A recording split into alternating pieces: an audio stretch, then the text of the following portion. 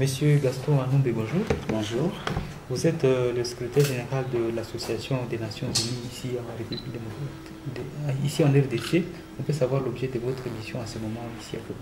Merci. Je suis ici pour deux raisons. La première, c'est une visite de courtoisie et aussi de travail avec mon bureau, puisque nous avons récemment établi les nouveaux bureaux de l'Association congolaise pour la Nations Unies à Goma, la section du Nord Kivu.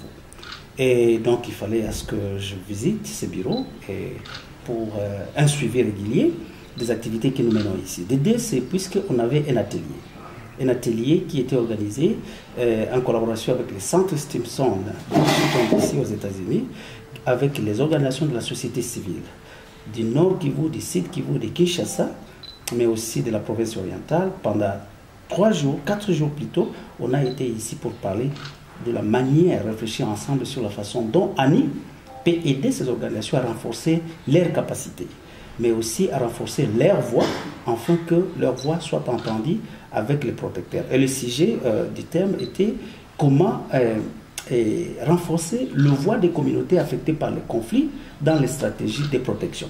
Vous savez qu'en République démocratique du Congo, nous avons 2 acteurs principaux en charge de protection.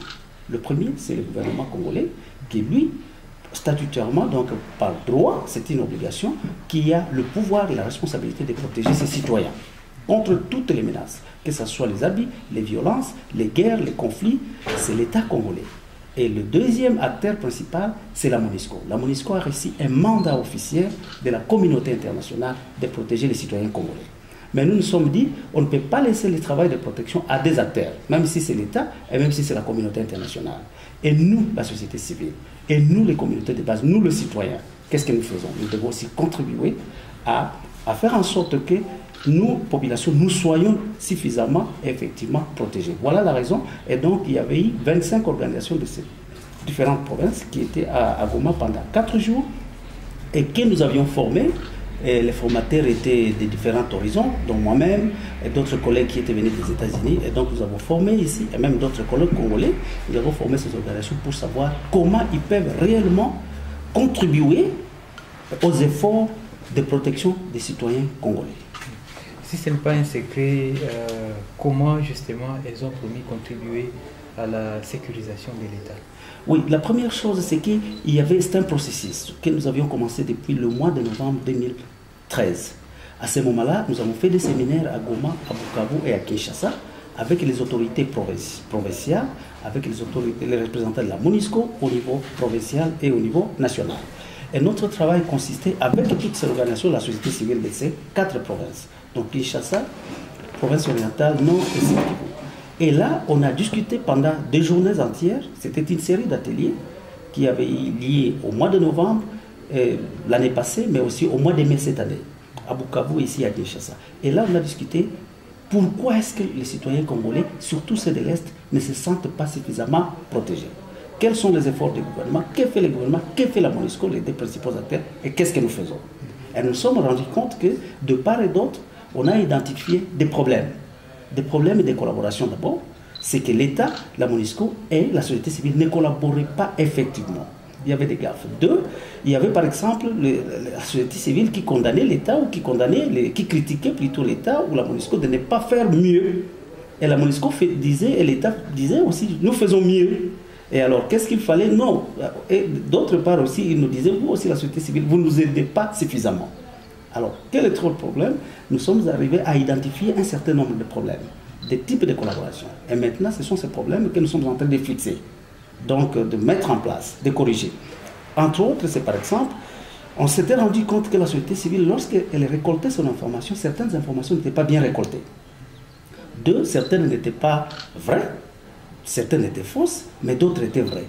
D'autre part, peut-être lorsqu'on envoyait ces informations auprès des autorités, auprès de la MONUSCO, ces informations n'étaient pas bien analysées et n'étaient pas envoyées dans un canevas, dans un format approprié.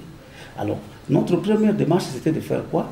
De corriger, de former les organisations de la société civile à bien collecter l'information au niveau de la base. S'ils vont dans un milieu rural ou dans un territoire où il y a eu des problèmes d'abus ou des conflits ou de violence, il faut récolter la bonne information. Lorsque vous la récoltez, vous l'analysez, vous vous rendez compte que vous la comparez avec différentes sources, là, elle est vérifiable.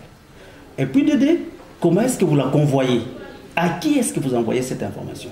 Parce qu'une information peut trouver une solution au niveau local. Vous l'envoyez à Kinshasa. Peut-être une information peut trouver une solution au niveau provincial. Et vous vous limitez au niveau local et du territoire. C'est tout ça qu'on était en train de voir. Mais aussi, comment est-ce que la société civile peut être capable de mener son lobby, son plaidoyer auprès des autorités de la MONUSCO pour qu'ils protègent les populations conformément au mandat légalien qu'ils ont. Comment faire ce lobby? Notre lobby ne doit pas être simplement de critiques, notre lobby doit être des critiques constructives. Voilà, et donc montrer à l'État, voilà ce que nous pensons, et voilà ce que pense réellement la population. Ça ne doit pas être nos idées à nous, ça doit être les idées et les perceptions des communautés au niveau de la base. Voilà donc cette approche-là que nous avons pris, et maintenant ici, le 4 jours qu'on venait de finir, c'était former maintenant, c'était une formation. Les former sur comment récolter une information. La récolter bien, l'analyser bien, la traiter bien, et l'envoyer à qui de droit, à la personne indiquée. Mais de deux aussi, comment est-ce que nous pouvons alors suivre cette information afin que nous puissions nous rassurer que l'État a reçu l'information, la MONUSCO a reçu l'information et qu'ils ont agi conformément aux besoins de la population.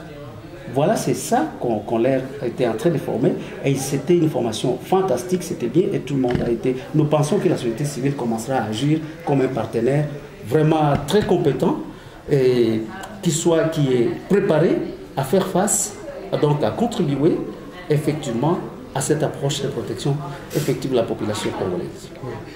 Monsieur Gaston Wanumbe, nous allons finir. Au début, nous vous avons présenté comme étant le secrétaire général de ANU RDC. Tout à fait. L'association congolaise pour les Nations Unies. Qu'est-ce en bref?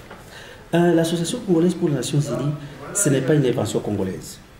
Elles existent dans chaque pays à travers le monde membre des Nations Unies.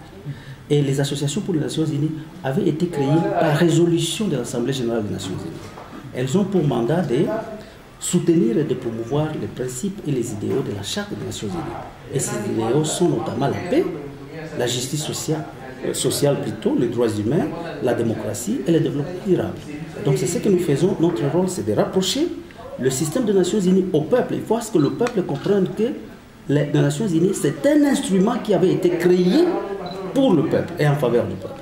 Et il faut que les Nations Unies aussi comprennent qu'elles sont là, puisqu'il y a un peuple qui doit servir. Donc voilà à peu près notre approche. Notre approche, c'est rapprocher les Nations Unies au système des Nations Unies et ramener le peuple à comprendre la mission et le mandat des Nations Unies et son travail, mais aussi ses défis, pour pouvoir enfin obtenir le soutien populaire à l'action des Nations Unies en RDC. Je vous remercie. C'est moi qui vous remercie. Bwana Gaston Wanumbe, unakuwa katibu mkuu wa ANU, yani Association Congolaise pour les Nations Unies. Unakuwa ziarani hapa mjini Goma, tunaweza jua sababu gani unakuwa hapa? Ndio, kwa sababu mbili tu. Kwanza nashukuru kwa Radio Paul kwa kuwa hapa katika ofisi yetu. Kama vile umesema, mimi ni kiongozi wa kiungo kisiokuwa cha serikali kinachohusika na uhimizaji wa kazi za Umoja wa Mataifa. Na kazi yetu nyingine ni kukaribisha Umoja wa Mataifa pembeni na raia pamoja na pembeni na Umoja wa Mataifa. Raia ielewe kazi ya Umoja wa Mataifa na magumu inayoyapata. Na Umoja wa Mataifa ielewe ya kuwa ipo hapa Kongo kwa sababu ya raia wa Kongo. Hivyo wapate kuitumikia vizuri. Hizo ndio sababu tuko hapa. Sasa nimekuja hapa kwa sababu tulifungua ofisi ya hiyo kiungo chetu hapa tu miezi iliyopita. Ilikuwa wajibu wangu kufika hapa ili kuhimiza kazi. Ya pili, tulikuwa na semina hapa ya kufunza viongozi wa viungo visiokuwa vya serikali, vya society civil, namna gani wanaweza nao kusaidia kuleta mchango wao kwa kuletesha amani, hasa zaidi ulinzi wa raia. Hiyo inasemekana kuwa protection. Sababu wanaolinda raia ni vitu viwili kwanza wa lazima, viungo viwili. Serikali ndio ina kazi kabisa, ndio kazi yake. Ce n'est pas une faveur, c'est une obligation de l'État à protéger raia. Na MONUSCO nayo c'est pas une faveur. Wako hapa sababu walipata mandat international ya Conseil de sécurité ya kuproteger, ya kulinda raia. Sasa je, sisi wa raia na sisi wenyewe na viungo visiokuwa serikali tutakunja mikono? Hapana. Namna gani sisi? Swali yetu ilikuwa pamoja na viungo visiokuwa serikali kutoka Sud Kivu, Nord Kivu na Kinshasa na province Oriental, tulikuwa hapa siku 4 aniki wafunza namna gani society civil inaweza kujipanga vizuri ili iwe msisimuaji na vile vile kusaidia kuleta mchango wao kwa kuletesha amani na kulinda raia. Kama haiko siri, tunaweza jua kama wa participants walisema watafanya nini juu ya kuleta mchango wao, contribution au kulinda raia, kulinda nchi. Asante sana. Ilionekana hii process tulianza tangu mwaka jana, na tulianza masemina na viongozi wa serikali kusini Kivu na Nord Kivu, na tukaenda hata Kinshasa kwa viongozi vikuu. Na wakati tulipokwenda huko, mazungumzo yetu ilikuwa namna gani serikali inafanya kazi ya ulinzi, namna gani MONUSCO inafanya kazi ya ulinzi, na namna gani society civile nayo inasaidia. Na ilionekana ya kuwa kuna vitu ambavyo vya mawasiliano huendeki. Huko ndio wetu tulikuwa tutegemea. Kama kwa mfano, ilionekana ya kuwa labda serikali nayo inasema society civile mnatulaumu kama tulinde raia vizuri, ama MONUSCO nayo inasema society civile mnatulaumu hivi na hivi. Na vile vile hivi viungo viwili navyo vinalaumu society civile, kazi yenu mnaikalia tu kututusi kufanya, lakini na nyinyi mchango wenu uko wapi? Tukaanza kuchambua hiyo.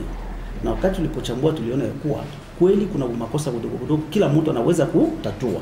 Kwa mfano hivi sasa society civile tulipokutana nao hapa, tulijiunga kuwafunza, tulikuwa formation mafundisho namna gani society civile inaweza kwanza kwenda kuchukua maoni ya raia vijijini, wale ambao wanateswa, ambao wana matatizo, na namna gani wataweza kuituma kwa serikali na kwa MONUSCO.